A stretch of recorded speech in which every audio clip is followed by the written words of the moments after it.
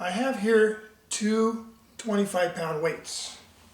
So here's one of them, and I want, if you have one, try this. There's another one. That's 50 pounds. Now I'm going to try to put it in one arm.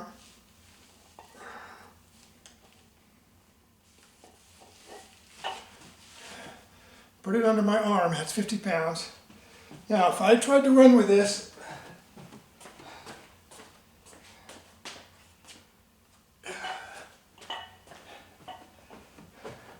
would I be able to run very fast carrying these two weights under my arms? Now, I'm older, but I do work out. This is a lot. Now, in each arm, it's not so bad, but still, if I had to even run with the weights like this to run away from people for 2 miles, there's no way I could do it. So, why am I mentioning this? I'll tell you in a moment. Let me read you this. This came from an Ensign article. The Ensign is one of the magazines of the Church of Jesus Christ of Latter-day Saints. And it's approved by the First Presidency of the Church.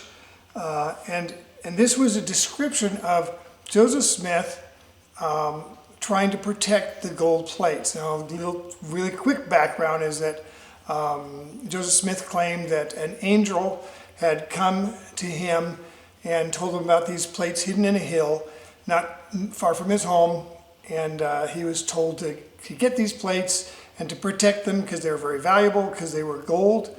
He said they have the appearance of gold, and but Moroni said to protect them and to not use the gold for your own wealth. And and Joseph Smith claimed that once people found out that he had these gold plates, that people were after him. So in his description of the gold plates, he describes how big they were, and according to Joseph Smith, they were about 50 pounds. This is an Ensign article, part of it. As he, speaking of Joseph Smith, as he was jumping over a log, a man sprang up from behind and gave him a heavy blow with a gun. Joseph turned around and knocked him to the ground, and then ran at the top of his speed. About half a mile further, he was attacked again in precisely the same way. He soon brought this one down and also ran on again. But before he got home, he was accosted the third time with a severe stroke with a gun. Joseph struck this third and final attacker with such force that he dislocated his own thumb. He continued running, being closely pursued until he came near his father's house, at which time his assailants, for fear of being detected, broke off the chase. Reaching a fence corner, he threw himself down to recover his breath, and then rose and continued running to reach the house. And this story was a story where he was supposedly running with them about 2 miles. Now, I had those weights, and that's about 50 pounds. Now, Joseph Smith, when he was younger, had an operation, almost lost his leg. It was a successful operation, but he did walk with a limp the rest of his life. There was no place that said that he was given superhuman strength or anything. I guess that's possible. But if you're carrying that kind of weight, I'm wondering how you'd be able to run away and fend off 3 hoodlums. That's that kind of a question I had. But then on top of that, the gold plates, if they were solid gold, if they were really out of gold, they would weigh approximately, by those dimensions, they'd weigh approximately 250 pounds. Now, Joseph Smith said they had the appearance of gold, so maybe they weren't gold, maybe they were gold plated. One of the spins was that maybe it was out of another material and just was a plating of gold on top, and they scratched into it, and that made it so it was lighter. At any rate, carrying the metal, if it's 50 pounds, would still be a whole lot.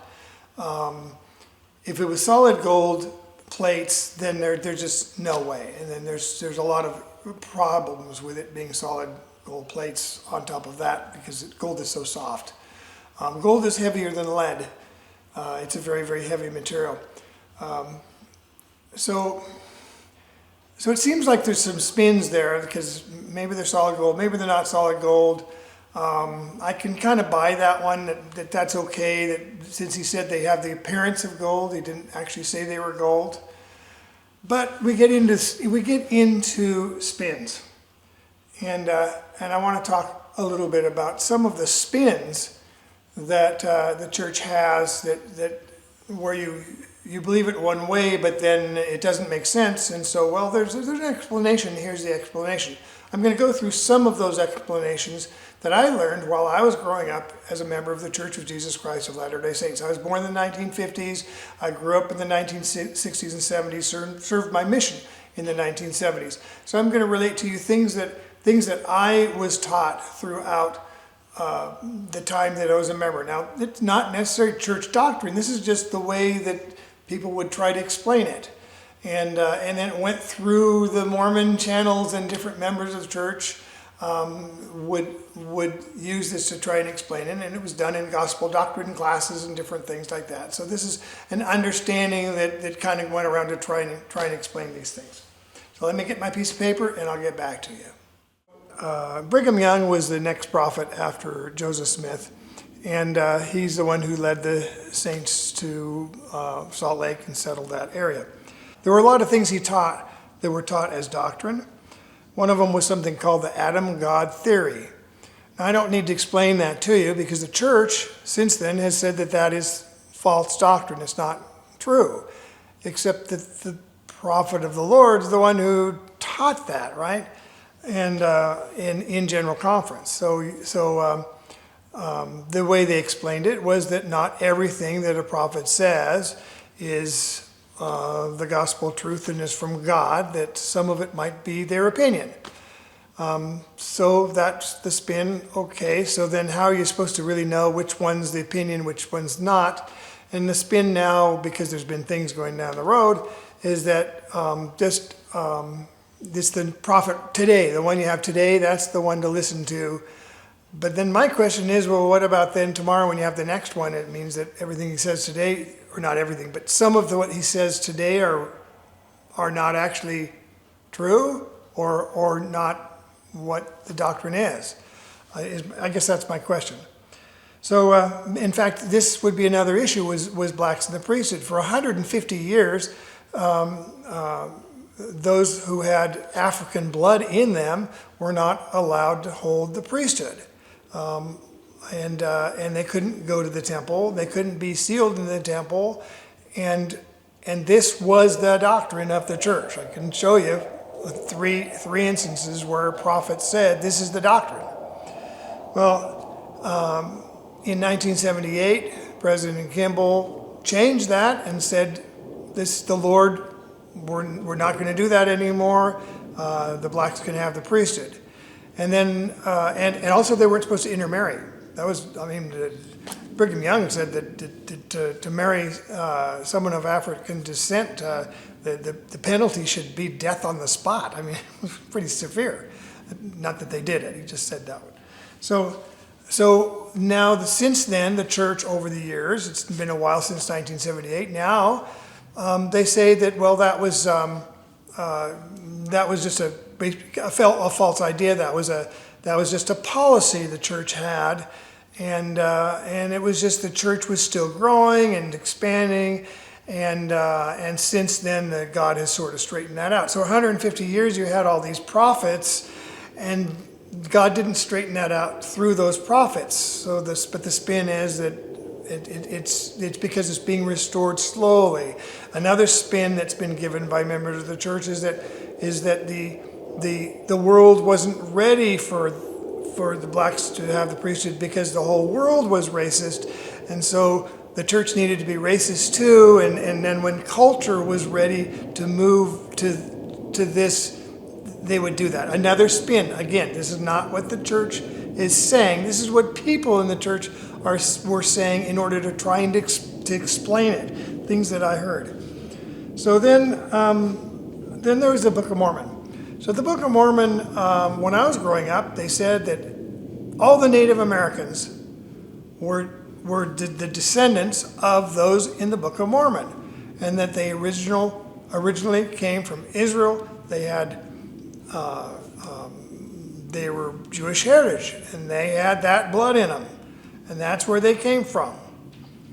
Until DNA studies came out, and they found out that they tested the American Indians, and they found out that actually they originated, at least the ones they've tested, have originated in the area of Mongolia, and the whole Bering Strait story that came across the Bering Strait, that's what happened.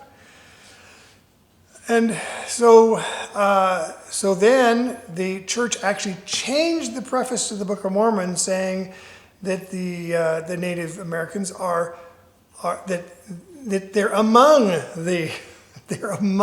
instead of descent, a part of them. So that would assume that there were already people there when Nephi and came, the Book of Mormon people came. So again, it was like moving the goalpost to me.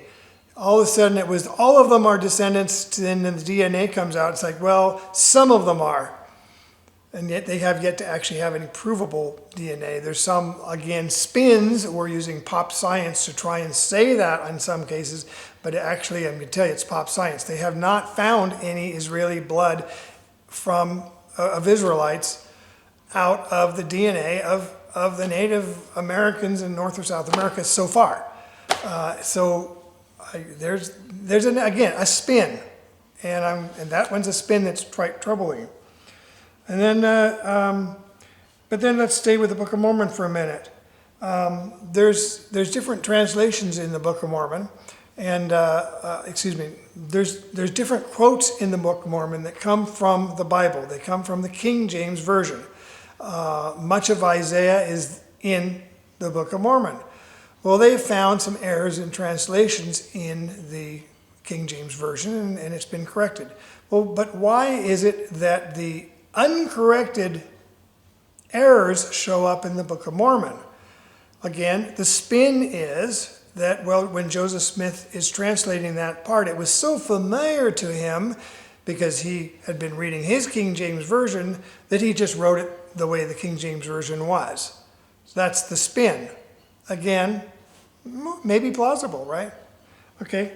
Then another one was Moroni was the last prophet of the Book of Mormon. Now, the Book of Mormon people were supposed to, the last ones to arrived 600 years before Christ. Okay? 600 years BC. And then they disappeared about 400 AD. So this is 400 AD, 400 years after Christ. However, the records that these people had to predate 600 BC. Well, Moroni is giving his farewell. He's giving us some final things he's writing. There's some few more gold plates to write on. And he gives this wonderful talk that the Mormons just loved about faith, hope, and charity. And it just seems so familiar. Well, Mormons, you got to read your Bible better because you do believe the Bible too, right? Well, the talk on faith, hope, and charity is almost verbatim from 1 Corinthians, verse 1 through 8. This is Apostle Paul, one of the epistles. Well, Apostle Paul, this is like, I don't know, it was 58 AD, something like that, I'm guessing here, but it's like 50 AD. Okay, so how would they have the writings of Paul?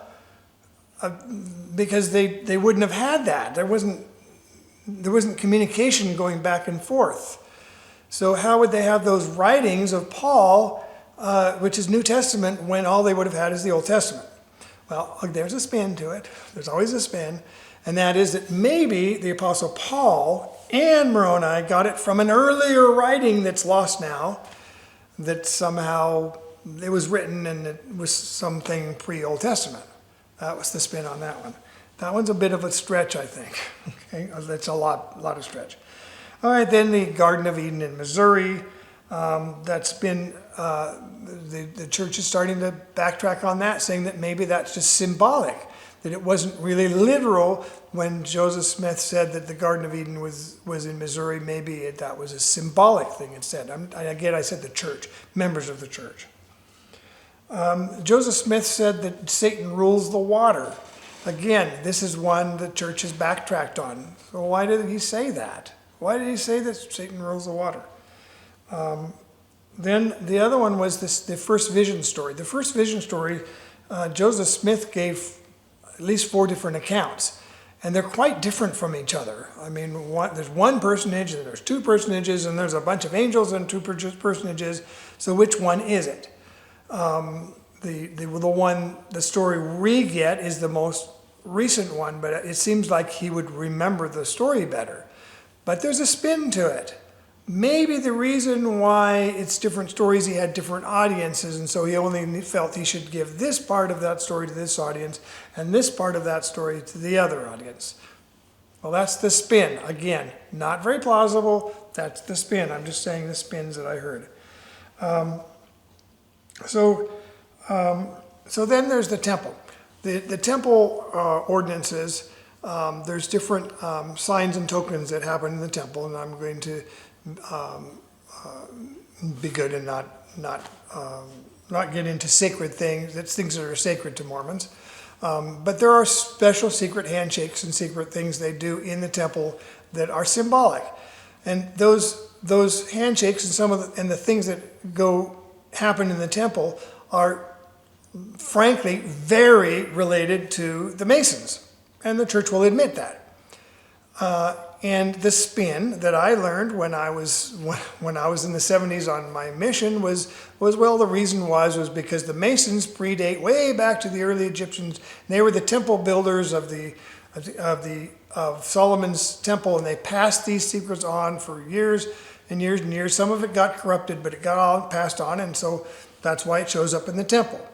Well, first of all, that spin is wrong. So the Masons, they started in England, and these were stonemasons building castles. This was in the 12th century. This is way later than building Solomon's temple. And the secret signs and tokens they came up with those in the 1700s. That's according to the Masons themselves. That's when that happened. So that spin is just wrong. So why then is the temple ordinances so close to the Masons? Of course, Joseph Smith was a Mason. Did he copy it? Or the other spin was maybe the Masons were so inspired that God inspired the Masons to do this, and this was a preparatory thing for Joseph Smith to do. Now, this is the point I'm trying to make, and it was a long way to do it. It seems like a lot of spins, and this is only just a few. And with spin after spin after spin, trying to explain it, sometimes it seems like your mind has to go into a pretzel to explain all the spins until you start thinking, well, what if maybe the answer to these is that maybe the reason why, maybe the explanation for running with the gold plates is that it didn't happen, that it's not true, it's a made up story. Maybe the answer to the reason why the faith, hope, and charity 1 Corinthians shows up in Moroni is that Moroni didn't write it, that Joseph Smith wrote it, and because he'd read it in 1 Corinthians. Maybe that's the explanation. So maybe the first vision story was just made up, and that's why there's varied stories. Maybe that's the story. Maybe he did steal the idea from the Masons as far as the temples. So, I mean, that could be another explanation, and with so many, it seems like that's the simplest explanation to all of it. In my mind, that's the simplest explanation. I'm not saying that the others couldn't be plausible. They seem a little far-fetched, but I'm just saying the most logical explanation is usually the true explanation, but not always. Anyway, my thoughts.